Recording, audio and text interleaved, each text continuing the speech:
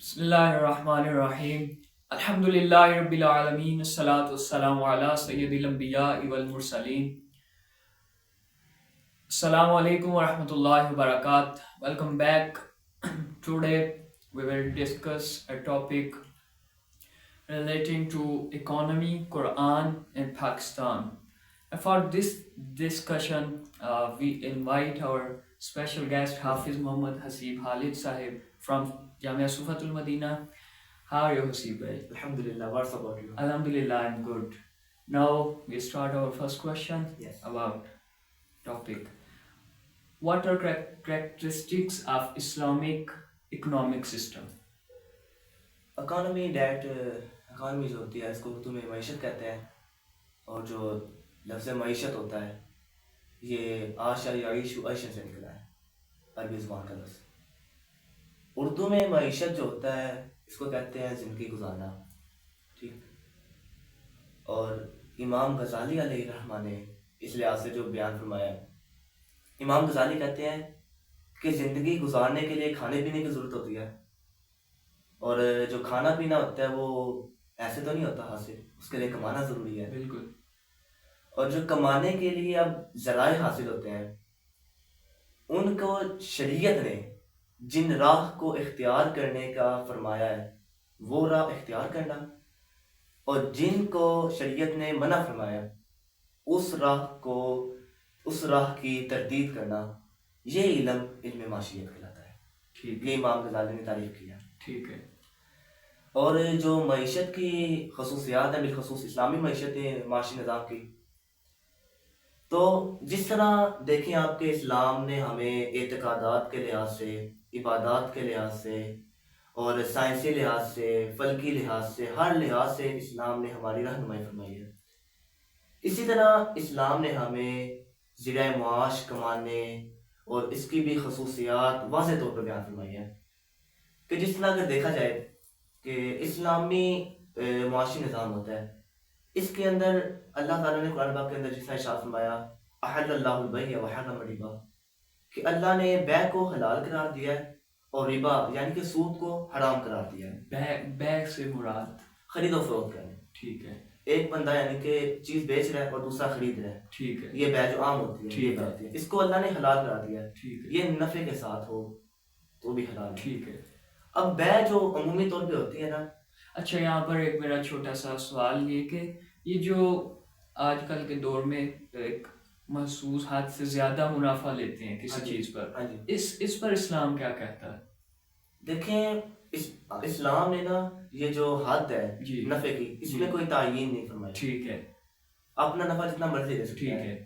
لیکن عمومی طور پر آپ دیکھا جائے تو جو مارکیٹ ویلیو ہوتی ہے بالکل. اس لحاظ سے کام چلتا ہے. ٹھیک ہے. جتنا مارکیٹ ویلیو ہوتی ہے، کچھ آپ مشاہدہ کرتے ہوں گے اس چیز کا کہ ایک دکان سے ہم نے چیز پوچھی ہے وہ 2 روپے سستی ہے، باہر سے 10 روپے مہنگی ہے. بالکل. یہ چیزوں کا فرق ہوتا ہے. تو اسلام نے کوئی تعین منافع کی نہیں فرمائی. ٹھیک ہے. اب بیع کو تو حلال کیا اور ربا کو حرام قرار دیا. یہ ذریعہ جو ہے نا یہ معاشی نظام کے لیے بہترین ہے. ٹھیک ہے. اگر ہم بیع کو اختیار کریں گے تو ہمارا نفع بھی ہوگا، اور بیع وہ چیز ہے دیکھیں اس کے اندر نفع بھی اور نقصان بھی ہے ٹھیک ہے. ایک بندے کا. جی. اور معاشی نظام کے اندر دکھ بھی آتا ہے ٹھیک اور سکھ بھی آتا ہے. جی. اور اگر سود کے نظام کی طرف جائیں گے جو اسلام سے ہٹ کر ہے جی. تو وہاں پر صرف نفع ہی نفع ہوگا، نقصان تو نہیں ملے گا. ٹھیک ہے. کیونکہ نفع نفع ہوتا ہے، نقصان نہیں ہوتا. ٹھیک. تو اسی لیے اسلام نے سود کو حرام قرار دیا ہے اور بیع کو حلال قرار دیا ہے. ٹھیک ہے. یہاں پر ایک چھوٹا سا سوال کہ یہ آج کل جو چیزیں اسٹاک کر لیتے ہیں، ہاں جی، کہ جب کوئی شارٹیج ہوگی اس چیز کی تو ہم قیمتوں کو زیادہ کر کے مارکیٹ میں بیچیں گے، تو اس کے بارے میں اسلام کیا کہتا ہے؟ دیکھیں چیز کی وافر مقدار جو ہوتی ہے، جی. جب قحط سالی وغیرہ آ گئی بالکل. تو قحط سالی کے اندر اسلام یہ نہیں کہتا کہ چیز کو روک لے. وہاں پہ تو حکم یہ ہوتا ہے کہ جو چیز ہے اس کو آگے لایا جائے جی. تاکہ جو جن لوگوں تک نہیں ہے ان لوگوں تک یہ چیز پہنچے. ٹھیک ہے. اس لیے ہمیں یہ نہیں کرنا چاہیے کہ وہاں پر نفع کمانا یہ غلط ہے. بالکل. کیونکہ یہ بالکل اسلام کی جو تبلیغ ہے اس کے مخالف کام ہے. اس لیے اسلام نے یہاں پر اس معاشی نظام کے اندر منع فرمایا ہے کہ یہ کام نہیں ہونا چاہیے. ٹھیک ہے. اور وہی پہلی بات کہ جو سود ہے وہ تو حرام ہو گیا، بیع حلال ہوگی. یہ ایک معاشی نظام جو اسلام نے ہمیں دیا ہے اس کی ایک خصوصیت کیا ہے، بڑی کمال کی خصوصیت ہے ٹھیک کہ ہے اس کے اندر ہر انسان کے ساتھ نفع بھی ہوتا ہے، نقصان بھی ہوتا ہے، مشترک کا کام چل رہا ہے، ٹھیک ہے برابری کا کام چل رہا ہے۔ اور دوسری چیز اگر دیکھا جائے معاشی نظام کے اندر جو اسلام نے ہمیں پرووائڈ کیا، مہیا کیا ہے، وہ یہ کہتا ہے کہ جو مال کمانا ہے، معاش جو ہم کو بتایا جی ذریعہ معاشرت کی جی زندگی جی کا ضروریات ہوتی بالکل ہے۔ اب دیکھیں وجعلنا النہار معاشا، ہم نے دن کو بنایا ہے ذریعہ معاش انسان کے لیے، ٹھیک ہے دن کے اندر انسان کمائے۔ اب معاش کا تو ذریعہ دن ہو گیا، اس کے ساتھ اپنی زندگی کو جو گزارنا ہے، اس گزارنے کے اندر ہر ایک کا لحاظ کر کے گزارنا ہے۔ جس طرح ہم نے بیع کرنی ہے، بیع کے اندر بھی چند احکام آتے ہیں، بیع فاسدہ نہیں ہونی چاہیے، ٹھیک ہے متشابہ بیع نہیں ہونی چاہیے، چیز یہ نہ ہو کہ گھٹیا چیز اس کو مالا بنا کے بیع کرے، بالکل اسلام نے اس سے بھی منع فرمایا، جھوٹ معاشی نظام ہے یہ بھی جی منع اسلام نے کیا ہے۔ اسی طرح اسلام نے جس طرح بیع کو حلال قرار دیا ہے، بیع کے اندر بھی شکیں بنائی ہے کہ یہ چیز جائز ہے، یہ چیز ناجائز ہے اس کے اندر بھی۔ اسی کے ساتھ ساتھ ذریعہ معاش کے اندر کچھ اور بھی چیزیں لائی ہیں، کیونکہ معاش ہوتا ہے زندگی گزارنا، سمپل ہی، بس بندے کے پاس پیسہ ہو اور وہ کھانے پینے کے اپنی اشیاء کے ساتھ زندگی ٹھیک گزارے۔ ہے تو اس کے لیے ایک دو اور چیزیں بھی لائیں کہ جس میں اللہ تعالیٰ نے ارشاد فرمایا کہ وَلَا تَقْرَبُوا مَالَ الْيَتِيمِ، کہ یتیم کے مال کے قریب نہ جاؤ۔ ہم یتیم کو دیکھیں تو یتیم کو اگر ہم دیکھ کے اس کو کمزور جان کے اس کا مال چھین لیں تو یہ تو اس کے ساتھ ظلم ہے، اور اس کے ذریعے، اس مال کے ذریعے ہم اپنا معاش درست کر لیں، اس سے اسلام نے منع فرمایا۔ ٹھیک ہے اسی طرح اسلام نے اور بھی ہمیں خصوصیات معاشی نظام کے اندر بتاتے ہیں کہ جس طرح حضور کی حدیث پاک ہے الراشی والمرتشی کلاہما فی النار، کہ رشوت دینے والا اور رشوت لینے والا یہ دونوں جہنم میں ہیں۔ اب رشوت کا یہ حساب ہوتا ہے ایک مطلب کہ عام کہہ لیں گورنمنٹ کا بندہ ایک لے لیں، بالکل گورنمنٹ کی نوکری کر رہا ہے، وہاں پر جی لائن لگتی ہے، آپ کو پتا ہوگا، بخوبی معاشرے سے آپ واقف ہیں، بے شک لمبی لمبی لائنیں لگتی ہیں، وہاں پر ایک اعلیٰ بندہ آیا، جی اعلیٰ بندہ نے آ کے صرف پیسے لگائے اور بالکل پیسے لگا کے وہ اپنا کام کر بالکل دیا۔ اب یہ باقیوں کا تو وقت ضائع، اور بالکل اس نے تو اپنا ذریعہ معاش بنا لیا، اس بندے نے، بالکل اس نے پیسے کما لیے، لیکن اس کے لیے یہ جو کام کرنا ہے نا، یہ حلال نہیں ہے۔ اسی طرح میں ایک دفعہ میں چونکہ میری ایج پوری ہو چکی آئیڈینٹی کارڈ کے لیے، ہاں جی تو میں وہ نادرا آفس گیا، تو وہاں پر میں نے ایسے بہت کیسز دیکھے ہاں جی کہ وہ جو عام ہوتے ہیں نا ان کو لائنوں میں لگا دیا ہاں جی، جاتا ہے، اور جو تھوڑے پیسے وہ وہاں پہ جو واچ مین ہوتے ہیں نا ان کو لگاتے ہیں، وہ ان کو آگے چھوڑ کے آتے ہیں، ہاں جی کیمرے تک چھوڑ کے آتے ہیں۔ ہاں جی تو اس طرح بہت پھر وہ اس سے جو غریب ہوتا ہے وہ کم تری کا شکار ہاں ہوتا جی ہے۔ ہاں جی کنٹینیو یہ جو ذریعہ معاش ہے نا، جی یہ تو ہے معاشی ذریعہ، لیکن یہ غلط ہوتا ہے، ٹھیک ہے پیسے لگا کے بندہ کام اپنا کرا لے، بالکل اس سے دوسرے کا تو حق ثابت ہو رہا ہے، بالکل اور ہمیں تو اسلام کہتا ہے بالکل برابری کے ساتھ چلے، چاہے غریب ہے چاہے امیر ہے، بے شک دونوں برابر ہیں۔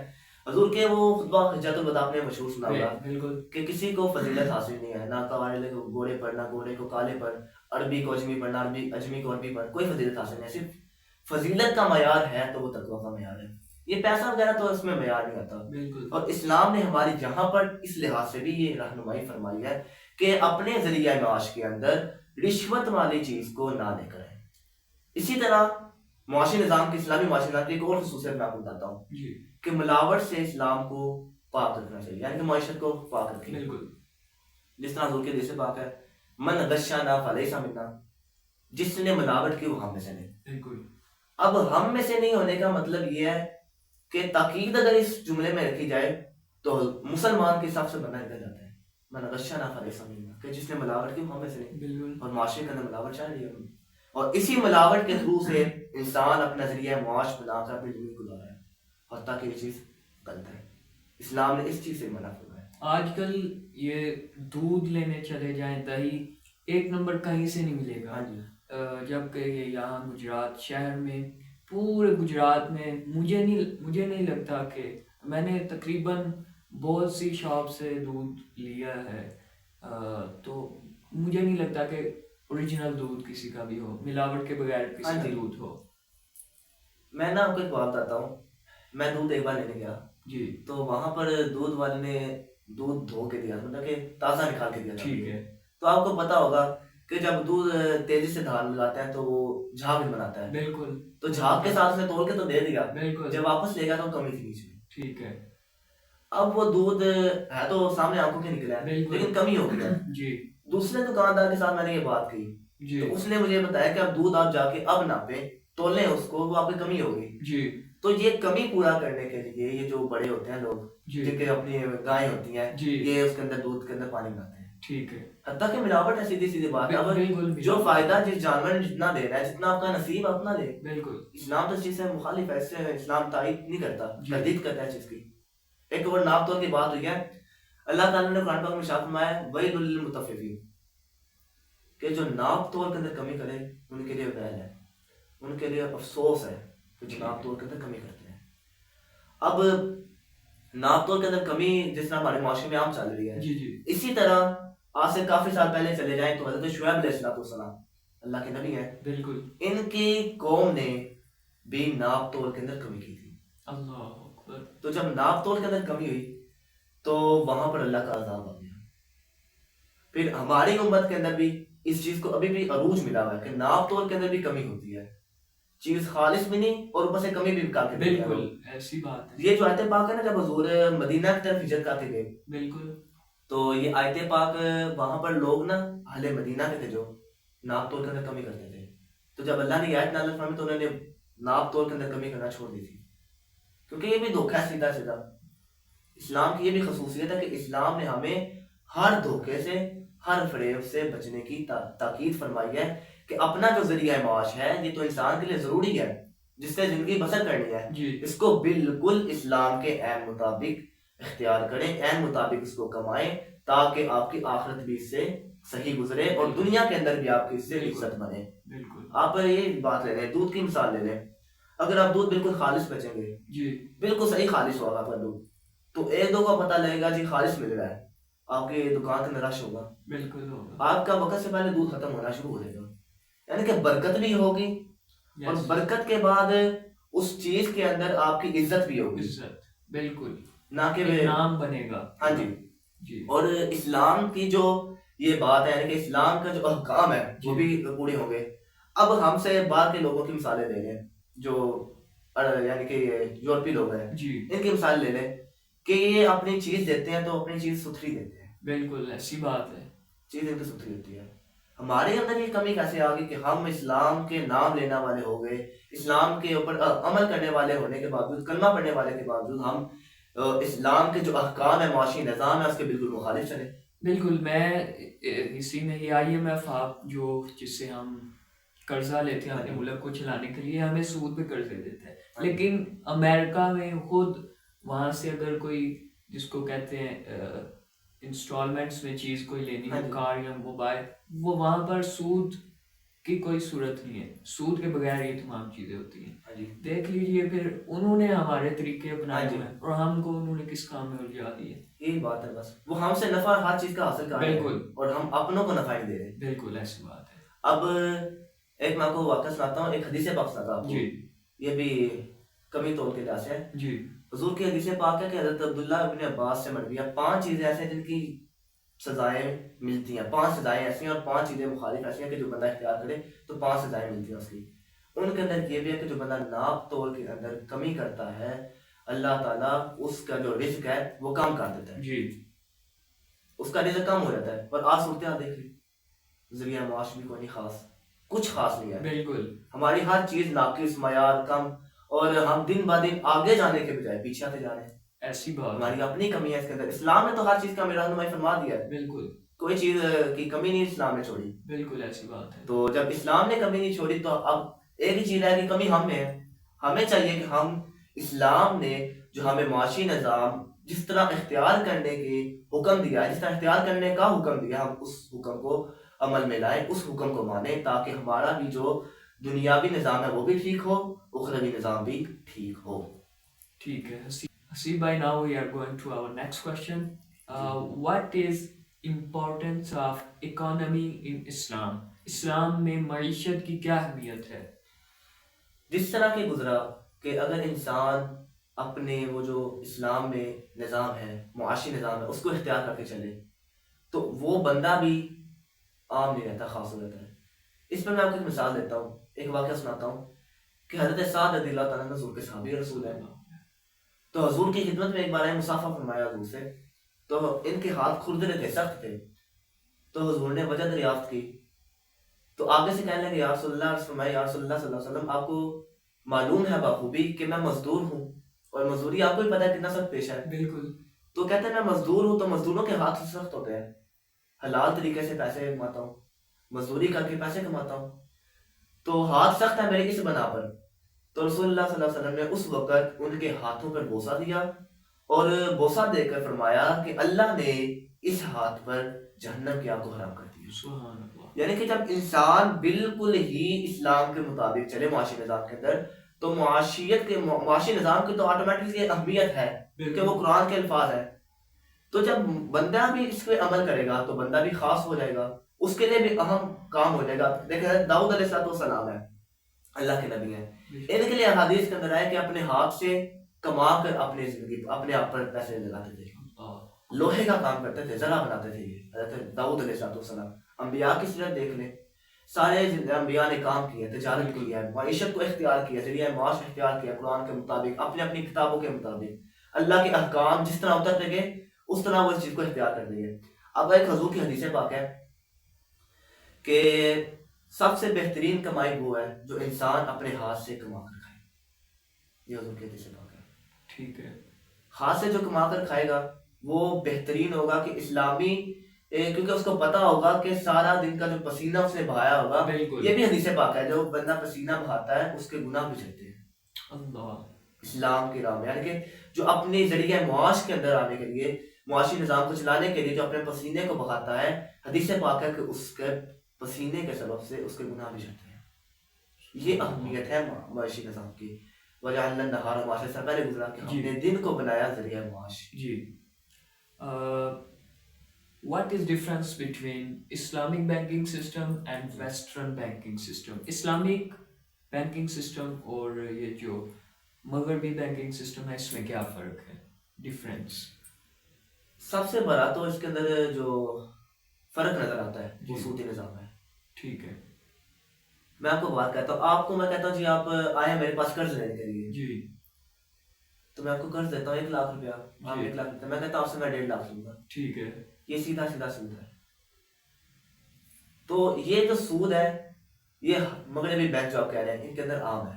جی. وہ نفع کما رہے ہیں. کچھ لوگ یہ ہوتا ہے کہ اپنے پیسے رکھوا دیتے ہیں بینکوں کے اندر، وہ بینک اس سے کام کرتے ہیں. بالکل. اور بینک کام کر کے ان کو نفع دیتے ہیں. پہلا سوال یہ ہوتا ہے ان کے اوپر کہ جس طرح پہلے گزرا کہ بیع وہ ہوتی ہے کہ جس کے اندر نفع بھی ہوتا ہے نقصان بھی ہوتا ہے. جی. یہ کون سی بیع ہے کہ جس کے نام پر آپ پیسے لیتے ہیں اور اس کے اندر نفع تو نفع مل رہا ہے، نقصان نہیں نظر آتا؟ بالکل ایسی بات ہے. یہ بڑی ایک حیرت والی بات ہے ان کے اندر. اور یہ سیدھا سیدھا پھر صاف بات ہے، سودی نظام ہے. جی. اور یہ جو دوسرا بندہ ہے کہ ایک بندہ جو انویسٹ کر رہا ہے 1 لاکھ دیتا ہے، 2 لاکھ دیتا ہے، جتنا بھی دیتا ہے، وہ منتھلی اس کے اوپر پیسے لیتا ہے، وہ کم لیتا ہے، اس سے زیادہ جو فائدہ ملتا ہے وہ بینک کو ملتا ہے. ٹھیک ہے. اس کی اپنی اصل رقم وہیں پر محفوظ رہتی ہے، وہ اس سے اوپر نفع کماتا رہتا ہے. جی. اصل رقم اس کی وہیں پر محفوظ ہے. ٹھیک ہے. اور جو اسلامک بینکنگ سسٹم ہے اس کی طرف آئے تو بینکنگ سسٹم کے اندر اصل میں جو بات ہوتی ہے اس نظام کے اندر، وہ یہ نہیں ہوگا کہ پیچھے سے کیا کما کے لا رہے ہیں، کس تھرو، یعنی کہ کس سبب سے وہ پیسے کما رہے ہیں. اس کے اندر یہ ہوگا کہ جو بندہ بیٹھا ہے انویسٹ کرنے والا اور جس کے سامنے بیٹھا ہے، جس سے بات ہو رہی ہے، وہ کس ٹرمز کے اندر، کن کنڈیشن کے اندر اس سے بات کر رہے ہیں، جی، ان کی بنا پر اس چیز کو جائز قرار دیں گے. کیونکہ اب بیع ہوگی، اس صورت کے اندر وہ یہ بیع مداربت کہلاتی ہے. جی، اسلامک بینکنگ سسٹم کے اندر جو لے کر آتے ہیں بیع مداربت. اور مداربت کی بیع یہ ہوتی ہے کہ ایک بندے کی طرف سے مال ہوتا ہے جی، اور دوسرا بندہ کام کرتا ہے اور جو نفع ہوتا ہے وہ تقسیم ہو جاتا ہے. ٹھیک ہے. پھر دوسرے نے کام کرنے پہلے کے پیسے ہو گئے، اب ایک نے پیسے دے دیے دوسرا کام کرے تو بیع مداربت ہوگی، نفع بھی مل گیا، تقسیم ہو گیا. یہ اسلامک بینکنگ سسٹم کے اندر ایک عام بات ہوتی ہے. اور دوسری بات یہ اگر قرض کی بات کی جائے کہ قرض سسٹم کو ادھر لے آئے، اور ایک بات اس کے اندر یہ بھی نوٹ رکھنی چاہیے، یاد رکھنی چاہیے کہ وہ آپ کو جو پیسے انویسٹ کر رہے ہیں جی، وہ آپ کی سرمایہ داری جو ہوتی ہے بالکل، وہ بھی آپ کو پتہ لگے میری کہاں پہ انویسٹ ہوگی ہے، اس چیز کا بھی آپ کو پتا ہو. یہ بھی امپورٹنٹ ہے. آپ مطلب کہ آپ پیسے دیتے ہیں تو آپ ایک کلونی بناتے ہیں، آپ کو پتا ہے میرے پیسے اس کلونی میں لگے ہیں، تو پھر آپ کو پتا ہے میرے یہاں سے پھر نفع آئے گا. بالکل. وہ آپ کو پتا ہی نہیں پیسے میرے جا کدھر ہے، بس آپ نے رکھ دیا ہے، اس سے نفع آتا جا رہا ہے. جی، تو یہ عام بینکنگ سسٹم میں سود ہوگا. ٹھیک ہے. اور آپ اسی اگر اسلامی بینک سسٹم کے اندر قرض لے آئے کہ جی ایک بندہ قرض لینے گیا 1 لاکھ روپے کا قرض لینے گیا, اس نے قرض لے لیا, اس نے آپ نے کہا کہ میں نے آپ سے 1.5 لاکھ لینا ہے, بینک نے کہا جی تو آپ کیا کرتے ہیں, آپ کہتے ہیں 1 لاکھ کے بدلے میں آپ کو 1 لاکھ دے دوں گا, جی. آپ سے میں نے قرض لیا 1 لاکھ, میں آپ کو 1 لاکھ دے دوں گا. جی اب اس چیز کو جائز قرار دینے کے لیے ایک ہیلا آئے گا, اور وہ ہیلا یہ بنے گا کہ آپ کوئی پینسل لے لیں, وہاں سے اٹھا لیں کہ 1 لاکھ روپیہ تو آپ کو میں قرض دوں گا, یہ جو پینسل ہے یہ میں نے 50,000 روپے میں آپ سے خرید لی, ٹھیک ہے بالکل, اور اوپر 50,000 آپ کو دے دوں گا, وہ نفع ہے, صحیح یہ پھر سود نہیں کرے گا, ٹھیک ہے, کیونکہ یہ ایک ہیلا بن گیا, وہ آپ نے چیزیں خرید لی اس میں سے. صحیح ہے. اور آپ کو اسی کا پتا کہ عام بینک میں یہ کہاں پڑھوں گا, جی عام بینک میں تو یہ چیز نہیں پائی جاتی, بالکل ہے, اتنے لمبے پینڈے کون پڑے گا. جی جی اسلامک کے اندر یعنی کہ کچھ ہیلا جات نکال کر جی اس چیز کو جائز کرا دیا جاتا ہے. اور یہاں پر آپ کو اسی کا پتا ہے کہ بینکوں کی طرف لوگوں کا رجحان بہت زیادہ ہے, ایسی بات ہے. اب جب ہر بندہ اس سودی نظام کے اندر جاتا جائے تو پھر ہمیں بھی چاہیے کہ ہم کچھ اس کے متبادل کچھ چیزیں ہیں, بالکل, اور اب اس کے متبادل, ہاں جی اس کے متبادل جب اسلامی بینک سسٹم آ گیا جی تو پھر ہمیں اس کو چھوڑ کر وہاں پر جانا چاہیے. بالکل ایسی بات ہے, کیونکہ یہ ملک اسلام کے نام پر ہے تو اس میں اسلامی رسومات کو ہی ہونا چاہیے. اور ساتھ میں یہ دیکھ لیں گاڑی ہے, جی گاڑی جی لاکھ کی ہے, ٹھیک ہے, کچھ 1 لاکھ روپے کی ہے, جی آپ لینے گئے, اس نے 1 لاکھ روپے لیا, وہ کہتا ہے میں نے آپ کو اب 1.5 لاکھ کی بیچنی ہے, جی بیچنی 1.5 لاکھ کی, ٹھیک ہے, اب 50,000 نفع ہوگا, نفع ہوگا, یہ چیز جائز ہو جائے گی, ٹھیک ہے, نہ کہ وہ سودی نظام چلائے گا, اس سے اس کا بھی نفع ہو جائے گا, جی اور یہاں پر بھی سودی نظام کا کوئی کنسیپٹ نہیں ہوگا, یہ اسلامک بینکنگ سسٹم ہونا سے. ٹھیک ہے, اب اگلے سوال کی طرف چلتے ہیں. کیا اسلام میں ارب پتی اور کھرب پتی بننے کی اجازت ہے؟ Is Islam allowed us to become billionaire and millionaire? اسلام امیر ہونے سے کوئی نہیں روکتا, جی جتنا مرضی پیسہ ہو انسان کے پاس, اس سے اسلام منع نہیں کرتا. اللہ تعالیٰ کہتا ہے وَيَبْسُطُ اللَّهُ الرِّزْقَ لِمَن يَشَاءُ وَيَقْدِرُ, کہ اللہ جس کا چاہے رزق پھیلا دے, جس کا تنگ کر دے. جی اب یعنی کہ جتنا اللہ نے رزق لکھا اس کے پاس لاکھوں ہو کروڑوں, اس میں کوئی نہیں. جی لیکن یہاں پر ایک چیز کا خیال رکھنا ہے کہ جو پیسے مل رہے ہیں اس کا آگے استعمال میں نے کیسے کرنا ہے. جی اسلام یہاں پر ہمیں کیا احتیاط کرنے کا ذریعہ دیتا ہے. جی اس طرح اللہ تعالیٰ قرآن پاک میں شاہ فرماتا ہے فَأَمَّا الْإِنسَانُ إِذَا مَا ابْتَلَاهُ رَبُّهُ فَأَكْرَمَهُ وَنَعَمَهُ فَيَقُولُ رَبِّي أَكْرَمَنِ. جب انسان کو اللہ تعالیٰ آزمانے کے طور پر کسی نعمت سے نوازے, اس کو عزت بخشے, تو وہ انسان آگے سے کہتا ہے کہ میرے رب نے تو میرے پہ عزت کھول دی ہے, جی میرے اللہ تو مجھے عزت بخش دی ہے. جی یہ انسان کہتا ہے اس وقت, یہ قرآن کے الفاظ ہے. لیکن حالانکہ نعمت ملنا اور اس کے بعد عزت ملنا یہ رب کی طرف سے عزت کا کام نہیں ہے. جی کس لحاظ سے آپ کو یہ میں سمجھاتا ہوں, یہ اس لیے کہ وہ جو آپ کو نعمت مل رہی ہے, وہ آپ کو عزت مل رہی ہے, آگے آپ اس عزت کو کس طرح آگے اپنا محفوظ رکھتے ہیں, اس انعام کو جو اللہ نے عطا کیا ہے اس کو آگے کیسے استعمال کرتے ہیں. اصل اس سبب سے آپ کی عزت ہے, جی اصل وجہ یہ ہے سبب کی. جس طرح انسان کے پاس لاکھوں ہوں کروڑوں ہوں, ایک آپ کو کون مثال دیتا ہے اس کے اوپر, قارون کا نام سنا ہوگا, جی بالکل, اس کے خزانے بڑے مشہور ہیں. بالکل اللہ تعالیٰ نے قرآن میں ارشاد فرمایا وَآتَيْنَاهُ مِنَ الْكُنُوزِ, ہم نے اس کو خزانے دیے, بہت زیادہ خزانے دیے اس کو. جی اب اس کے خزانوں کی تعداد اتنی تھی کہ خالی خزانوں کی جو چابیاں تھیں وہ کتنے اونٹ اٹھا کر چلتے تھے, اتنے اس کے خزانے تھے. اب یہ تو ہے بھی, یہ بھی شوقتی تھا, جتنے اس کا مال تھا. بالکل, لیکن اللہ تعالیٰ نے اس کو کہا کہ جس طرح میں نے تجھ پر احسان کیا ہے, جی تو بھی امت پر احسان کر, لوگوں پر احسان کر, بالکل, غریبوں پر احسان کر. بالکل, لیکن یہ اپنے بات حرکت سے نہیں سنبھالا ہے. جی اس نے کہا یہ میرا سب کچھ ہے, جی میری عزت ہے سب کچھ, میں اگر غریب کو کیوں دوں. یہ مسلمان تھا, نہیں, ٹھیک ہے, تو موسیٰ علیہ السلام کے نا امت میں آتا جی, لیکن اتنا ہوا کہ اللہ نے پھر اس کو آزمانے کے لیے اس کو کہا کہ اپنا جو مال ہے جی یہ غریبوں میں تقسیم کرو. جی تو اس نے اس وقت انکار کر دیا, تو اس کا پھر عبرت ناک انجام یہ دیکھا کہ اللہ نے اس کو بھی زمین میں دھنسا دیا, اللہ, اور اس کے خزانے بھی زمین میں چلے گئے تھے. اللہ, ابھی تک خزانوں کو نہیں پتا. جی اور یہ ایک آپ کی مثال دیا نہ استعمال کرنے کے ویسے, جو جس کو اللہ پیسہ دے اور وہ نہ استعمال کرے, اللہ کی راہ میں نہ خرچ کرے. اور یہیں پر ایک دیکھ لیں حضرت ابوبکر صدیق رضی اللہ تعالیٰ عنہ تاجر ہیں, بہت بڑے تاجر ہیں. حضرت عثمان غنی رضی اللہ تعالیٰ عنہ بہت بڑے تاجر ہیں. لیکن انہوں نے اپنا مال بالکل اسلام کے مطابق جس طرح اسلام نے حکم دیا اسی طرح اللہ کی راہ میں خرچ کرتے گئے. جب ضرورت پڑی انہوں نے غریبوں کی مدد کی, ہر لحاظ سے مدد کی. بالکل. اور اسی طرح انسان اذا مبتلاہ ویقدر علیہ رزقہ فیقول ربی اہانن. جی. جب اللہ تعالیٰ کسی انسان کو مبتلا کرتا ہے, آزمائش میں اس کا رزق تنگ کر دیتا ہے, تو وہ کہتا ہے کہ اللہ نے تو مجھے ذلیل کر دیا ہے. وہ انسان یہ کہتا ہے, یہ قرآن کے الفاظ ہیں, اللہ نے مجھے ذلیل کر دیا ہے. حالانکہ اس کی اصل وجہ کیا ہے کہ کسی کو ایک کو نعمت دے دیا ہے, ایک کو ذلت دے دیا ہے. اصل وجہ یہ ہے کہ دونوں بندے ہیں. اب جس کو ذلت ملی ہے وہ اس ذلت کے اندر, یعنی کہ جس کے اوپر غریبی آئی ہے اصل میں, اس غریبی کے اندر, اور جس کو یہ سمجھتا ہے کہ مجھے اللہ نے عزت بخشی, امیری دے دیا ہے, اس کی امیری کے اندر, دونوں کے اندر امتحان ہے. جی. امیری والا اس مال کا خرچ کیسے کرتا ہے, اور جو غریب ہے وہ صبر کیسے کرتا ہے. جی. یہ دونوں کے اندر فرق ہوتا ہے. یعنی کہ اصل وجہ یہ ہے, اسلام جس کو امیر کرتا ہے وہ یہ وجہ ہے, اور جس کو غریب کرتا ہے یہ وجہ ہے. نہ کہ یہ کوئی وجہ نہیں ہے کہ اسلام غریبی سے سوری امیری سے منع کرتا ہے. اسلام یہ ایسا نہیں ہے. اسلام کے اندر بڑے بڑے امیر گزرے ہیں. عبد الرحمن بن عوف صحابی رسول ہیں, بڑے امیر صحابی رسول ہیں, بڑا اللہ نے مال و دولت دیا تھا ان کو بھی. اسی طرح اسلام ارب پتی اور کھرب پتی بننے سے منع نہیں کرتا. جی.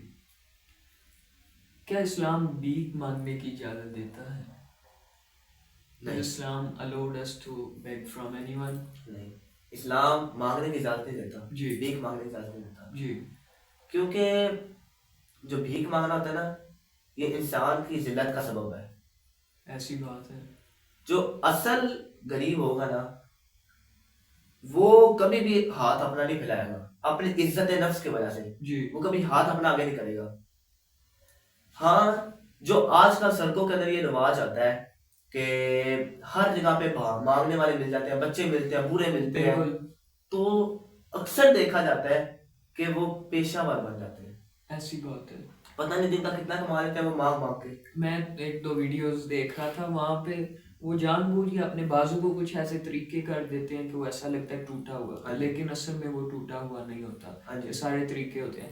اور اس کے علاوہ میں سن رہا تھا کسی ایک دوست سے کہ یہ آج کل کچھ ایسی دوائیاں نکلی ہوئی ہیں جو جسم پر لگائیں تو جسم ایک عجیب حالت اختیار کر جاتا ہے, اور وہ مانگتے ہیں پھر, اور لوگ دیتے ہیں ان کو ترس کھا.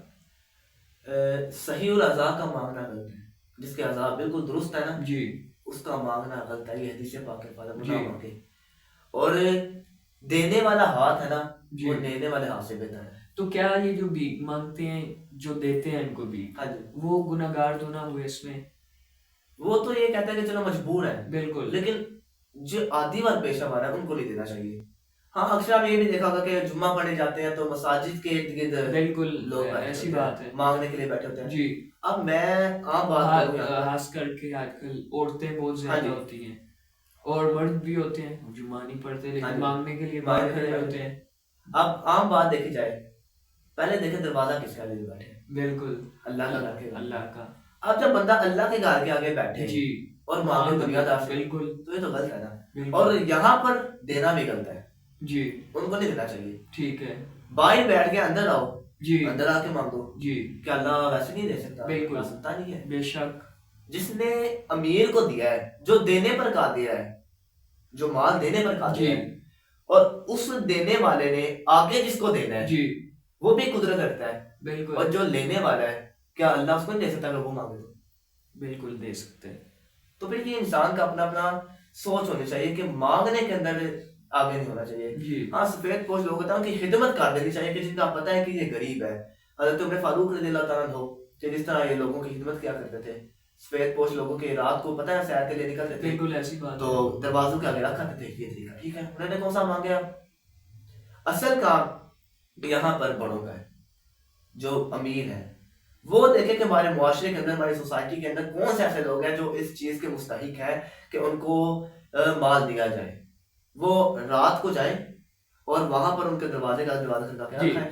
اور یہاں پر آپ یہ بھی دیکھیں گے, اکثر یہ امیروں کی عادت بھی ہوتی ہے کہ جب کسی کو دیتے ہیں نا, ساتھ ہی تصویر کھنچواتے ہیں. بالکل ایسی بات ہے. دینا تھوڑا تو تصویر کھنچوانی. آج کل اس چیز کا ٹرینڈ ہے, ویوز لینے کے بہانے ہوتے ہیں. یہ کتنا ایک اگلے کی ذلت کا سبب ہے. بالکل. اگلا واقعی میں مجبور ہو, بالکل, وہ اپنا چہرہ بھی چھپا کر آیا ہو تو ایک رسوائی تو محسوس ہوتی ہے نا کہ کیمرے کے سامنے میں بھی آ رہا ہوں. تو اگلا واقع مجبور اس کی مجبوری کا بھی فائدہ نہیں اٹھانا چاہیے. بالکل. ویسے تو اسلام مانگنے سے منع کرتا ہے، اور یہ ہے کہ اگر اتنا مانگ لے کہ جتنا اس کو گناہ کر دے. حدیث پاک الفاظ ہے گناہ. صحابہ نے پوچھا رسول اللہ کتنا بندہ گناہ ہو سکتا ہے؟ یعنی کہ تو 2 وقت کا کھانا جتنا میں، ٹھیک ہے، اتنے کی اجازت ہے. جی. اس سے زیادہ کہ سارا بندہ مانگتا رہے. آج مانگتا کل رہے، تو ہاتھ یہ ڈفرینٹ نیوز چینلز پہ وہ کرتے ہیں، مانگنے والوں کی کاریں، پلازے بہت بہت بڑے بنائے ہوتے ہیں انہوں نے. یہاں پر اب یہ مانگنے والے کو ضرورت تو نہ ہوئی. جی ضرورت نہ ہوئی، لیکن یہ دنیا میں اس کا فائدہ ہے. ہاں جی، اس کا آگے تو کوئی فائدہ نہ ہوا. فائدہ نہیں ہے. جتنا مانگ رہا ہے وہ اپنے آپ کے لیے مشکلات پیدا کر رہے ہیں. جو زیادہ مانگے جی وہ اپنے لیے جہنم کی آگ زیادہ کر رہے ہیں. یہ حدیث پاک کا مفہوم میں نے آپ کو بتایا. اور جو نہ مانگے اس کے لیے کیا ہے؟ حضرت ثوبان صحابی رسول ہیں، جی حضور نے جنت کی ضمانت دی ہے ان کو. اللہ اکبر. اور کس مطلب کہ کیا ضمانت دی ہے جس کی بنا پر جنت دی ہے؟ یہ لے کے کبھی مانگنا نہیں ہے. جی اس سے لے کے بعد تک حضرت ثوبان نے کبھی نہیں مانگا. اللہ نے جنت کی، حضور نے جنت کی ضمانت دی ہے ان کو. جی یہ نہ مانگنے کا طریقہ ہے. جو نہ مانگے اس کا فائدہ ہی ہے. جو زیادہ مانگ رہا ہے وہ اپنے لیے جہنم کٹی کرے. دوسرے پاک کا مفہوم ہے. جی. کیا اسلامی معاشی نظام کو رائج کر کے پاکستان کی موجودہ صورتحال کو بہتر کیا جا سکتا ہے؟ اب پاکستان کی جانب آتے ہیں جی، اسلامی معاشی نظام کو رائج کر کے.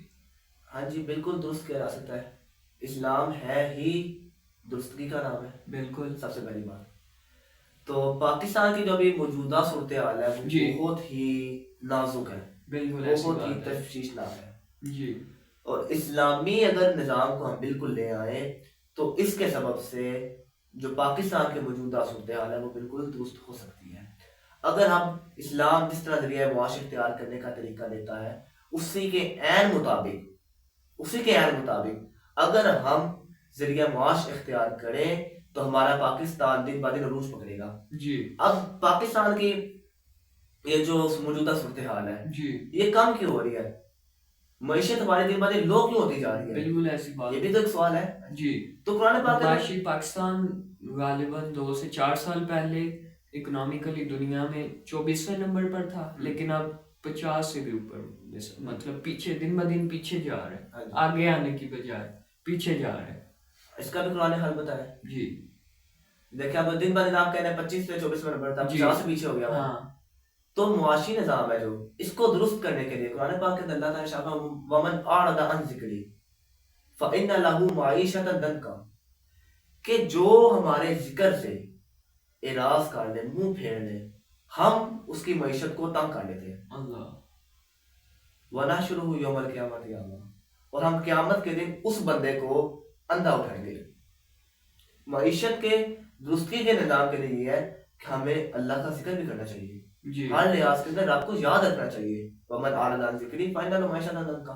سیدھے سیدھے الفاظ، ہم معیشت ہی تنگ کر لیتے ہیں اس بندے کی جو میرے ذکر سے منہ پھیر لے. اللہ اکبر. دوسری ایسے پاک جو اللہ نے ارشاد فرمایا من عامل صالحا، جس نے نیک عمل کیے، جی من ذکر اور انثی، چاہے وہ مرد ہو یا عورت ہو، وهو مؤمن، وہی ایمان والا ہے، فلنحیینہ حیاتا طیبہ، تو ہم اس کو زندگی دیتے ہیں اچھی زندگی. جی. یہاں پر اچھی زندگی سے کیا مراد ہے؟ تو اس کا رزق حلال اور کھلا کر دیتے ہیں، خوشحالہ کر دیتے ہیں. کون؟ من عامل صالح، جس نے نیک عمل کیے. ہماری نیکیاں دیکھ لے، کوئی نہیں پاس. جی. دن بہ دن نیکیاں بھی کم ہوتی جا رہی ہیں، ہم غفلت کی طرف جاتے جا رہے ہیں، غافل ہوتے جا رہے ہیں، جس کے بنا پر ہماری معیشت بھی تنگ ہوتی جا رہی ہے. اور یہ ہمارے اپنے ہی گناہوں کا سبب ہے. جی. کہ جس کا سبب ہماری معیشت تنگ ہو رہی ہے، کہ ہم نے یہ میراث نہیں کھائی لوگوں کی. بالکل. لوگ میراث نہیں کھاتے، وراثت کا حق ہی نہیں دیتے. بالخصوص آج کل لڑکیوں کو نہیں دیتے، جی. بہنوں کو نہیں دیتے. جی. تو یہ تو بالکل غلط ہے. بالکل. تاکہ بہن کا حصہ شریعت نے مقرر کیا ہے. بالکل. اکثر آپ یہ بھی دیکھتے ہوں گے کہ بھائی بھائی پر ایک منٹ، اگر کوئی بہن خود اپنی مرضی کے ساتھ حصہ نہ لینا چاہے تو اس پر بھائی ذمہ دار تو نہ ہوگا؟ نہیں، اس صورت میں ذمہ دار نہیں ہے. ٹھیک ہے. اس صورت میں یہ ہے کہ بہن اپنا حق خود ثابت کرے. وہ کہتے ہیں جی. چلو میں اپنا ہاں جی دے دیتی ہوں آپ کو، گفٹ دے. ہاں جی دے دیتی ہوں آپ کو، وہ جس کو چاہے دے دے. جی. تو اس کے اندر وہ بھائی گناہ گار نہیں ہوگا. جی لیکن اگر بھائی یہ شرط لگا لے یہ حصہ مجھے دینا ہے جی ورنہ میرے گھر نہ آنا, ہاں بالکل یہ تو تو بہن ہوتی ہے, بہن ہوتی ہے, بالکل. مجبور ہو کے اپنا حصہ دیتے ہیں, بالکل. رشتہ داری نہ ختم ہو. بالکل وَتَأْكُلُونَ التُّرَاثَ أَكْلًا لَمًّا, قرآن کہتا ہے کہ تم میراث کھاتے ہو بہت زیادہ, جی وراثتیں کھاتے رہتے ہو. اب وراثت بھی ہم کھا رہے ہیں. اس کے بعد وَلَا تَحَاضُونَ عَلَىٰ طَعَامِ الْمِسْكِينِ, ہم مسکین کو کھانا کھانے کی ترغیب ہی نہیں دیتے.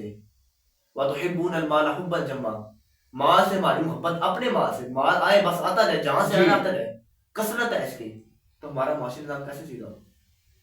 بالکل ہر لحاظ سے قرآن نے تو ہمیں ہر لحاظ سے گائیڈ کر دی ہے جی کہ آپ نے اپنا معاشی نظام بھی کس لحاظ سے کیسے درست کرنا ہے. آگے ہماری اپنی کمیاں ہیں کہ ہم دن با دن ان چیزوں کو ترک کرتے جا رہے ہیں جن سے ہماری معیشت بلند ہو رہی ہے, جی جن سے ہم نے اوپر چلنا ہے. ہم نے ذکر چھوڑ دیا, ہم نے نیک کام کرنا چھوڑ دیے.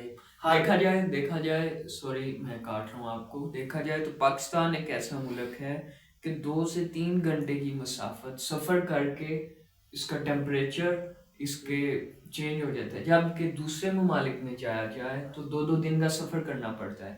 اسی طرح ایک چھوٹا سا ملک پاکستان باقی بڑے ممالک کی نسبت ایک چھوٹا ملک ہے, اور اس میں بہت سارے ریسورسز پائے جاتے ہیں جن کو ہم کوئلہ, کاپر, مطلب بہت کچھ جن کو ہم یوز میں لا کر اپنی معیشت کو بہتر کر سکتے ہیں. تو سعودی عربیہ کا حساب لگائیں, 1974 کے بعد جب انہوں نے تیل ان کا وہ آئل ڈسکور دریافت کیا انہوں نے, اس کے بعد ان کی معیشت بلند سے بلند ہوتی چلی ہے. اصل میں معیشت تو بلند ہوتی ہے ان کی. جی ہمارے یہ حساب ہے کہ ہم نے لیے ہوئے قرضے, جی کوئی چیز نکلے تو ہم اس کا استعمال نہیں کر سکتے. جی وہ شرط لگاتے ہیں پہلے کہ یہ چیز مہنگی کرو پھر ہم تمہیں قرضہ دیتے ہیں. اسی طرح قرضے کے ہم سے وہ فیصلے بھی عدالتوں کے, جیسے آسیہ ملونہ کا انہوں نے فیصلہ کس طرح کروایا, اس کے بعد یہ جو ریسنٹلی چیف جسٹس نے مرزائیوں کے بارے میں فیصلہ کیا, یہ قرضہ دیتے وقت مختلف شرائط رکھتے ہیں, جن شرائط کو پورا نہ کریں تو وہ قرضہ نہیں دیتے, اور اگر قرضہ نہ ملے تو پاکستان نظام نہیں چل سکتا. دراصل ہمارا سسٹم کچھ ایسا ہو گیا ہے, جی سود ہر جگہ ہو گیا ہے. یہ اصل یہ نہیں ہے کہ ہمارا پاکستان کیوں نہیں آگے بڑھ رہا ہے, ہم چیزیں اپنی کیوں نہیں استعمال میں لا رہے ہیں. اصل وجہ جو ہماری بن گئی ہے آج کل دیکھیں نا, چائنا ہماری تسبیح, ایک کافر ملک ہے, ہماری تسبیح, ہماری یہ ٹوپیاں تک بنا رہے ہیں, تسبیح ٹوپیاں مسلح تک بنا رہے ہیں. آپ خود حساب لگا لیجئے. ہاں جی, اب ہمارا ہے نا, جو ہم یہ کہتے ہیں کہ ہماری جو اپنا چیزیں حاصل ہوتی ہیں نا ہمیں اپنے ملک سے, وہ ہم باہر بیچ دیتے ہیں. بالکل ہاں, وہ دیکھیں نا گندم, یہ ریسنٹلی جب وہ خان کی حکومت تھی اس میں انہوں نے گندم باہر بھیج دی, جب یہاں پر شارٹیج ہوئی پھر منگوانی پڑی, وہ مہنگے داموں آئے تھے. یہ اس طرح اکانومی پہ بہت اثر پڑتا ہے. ہاں جی, ہمیں چاہیے کہ ہم اپنی جو چیزیں ہمارے ملک سے ہمیں حاصل ہوتی ہیں وہ اپنے لوگوں تک ہی استعمال ہو. جی ہماری محنت ہے, ہم باہر بیچیں, اور ہمیں پتہ ہے پھر جب شارٹیج ہونی ہے ہم نے باہر سے منگوانی ہے, وہ زیادہ مہنگی آتے ہیں, پھر نقصان کس کا ہے؟ ہماری معیشت جو پکڑنی تھی وہ اور زوال کی طرف آ گئی. جی یہ بھی وجہ ہے اس میں. جی, اور زیادہ تر یہ وجہ ہوتی ہے کہ جو آپ کہہ رہے ہیں دھاتیں نکلتی ہیں, چیز کی ہمارے ملک کے اندر کسی چیز کی کمی نہیں ہے, کوئلہ ہے, تیل ہے, تانبا ہے, چاندی ہے, سب کچھ ہے, لیکن اس کے باوجود یہ چیزیں ہونے کے باوجود ہم ان کا استعمال نہیں کر سکتے. ہمارے اوپر قرضے ہیں جی, اور قرضوں کا ہم نے سود کے ساتھ ادا کرنا ہے. اس کی سب سے بڑی وجہ یہ بھی ہے کہ ہمارے جو آج کل حکمران ہیں بہت بے حس اکاؤنٹس بڑھتے جا رہے ہیں, کرپشن کرتے جا رہے ہیں, کہ ورنہ اگر کرپشن نہ کریں, اس کو مال کو جو پیسہ ہے اس کو انویسٹ کروائیں اپنے ملک میں ترقیاتی کاموں میں, فالتو کاموں میں نہیں, ترقیاتی کاموں میں, تو کیوں نہ ملک ترقی کرے. اب آپ 1960 کی دہائی کی بات کریں, پاکستان نے جاپان اور جرمنی کو قرضے دیے تھے, اور اب دیکھ لیں جاپان اور جرمنی یورپ کی سب سے بڑی معیشت ہے, پہلے نمبر پہ یورپین ممالک میں. اس کے بعد جاپان بھی دنیا کی پہلی معیشت میں سے ایک ہے, انہوں نے حالانکہ جاپان میں قدرتی آفات بھی بہت زیادہ آتی ہیں، زلزلے بہت زیادہ آتے ہیں جاپان میں، لیکن انہوں نے وہاں کی ایوریج ایج بھی 80 سے 90 ایئرز ہے، پاکستان میں 60 ایئرز. یہ سارا پیچھے جیسے ہم نے بات کی ملاوٹ، اس کے بعد ان امپلائمنٹ، ذہنی پریشانیاں، اور آج کل جوانوں کی اموات بہت زیادہ عام ہیں.